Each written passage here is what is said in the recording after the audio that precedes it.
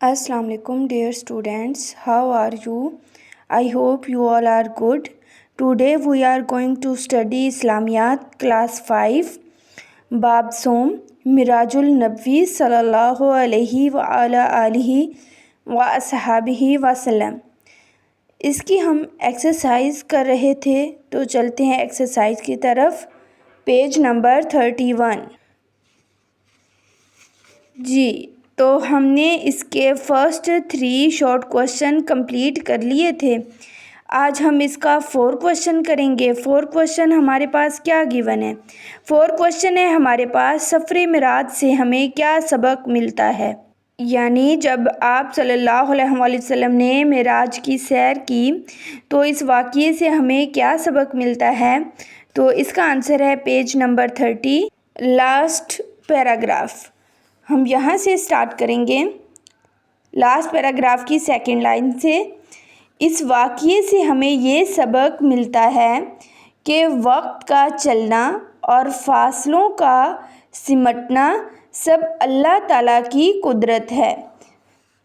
अल्लाह ताला ही इस चीज़ पर कादिर है कि वक्त को जब चलाए जब रोके। अल्लाह ताला जब चाहे वक्त की रफ्तार को रोक ले और ज़मीन व आसमान के फासलों को अपनी कुदरत से समेट दे। चाहे अल्लाह ताला ही इस चीज़ पर कादिर है कि वक्त की रफ्तार को रोक ले, वक्त की रफ्तार को कम कर दे और ज़मीन और आसमान के दरमियान जितना भी फासला है इसको अपनी कुदरत से समेट दे।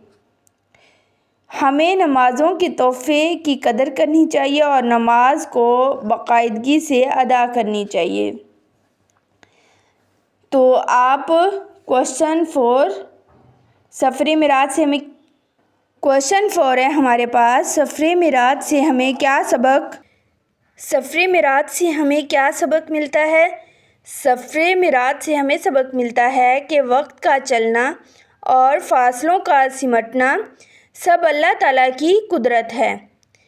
अल्लाह ताला जब चाहे वक्त की रफ्तार को रोक ले और ज़मीन व आसमान अपनी कुदरत से समेट दे।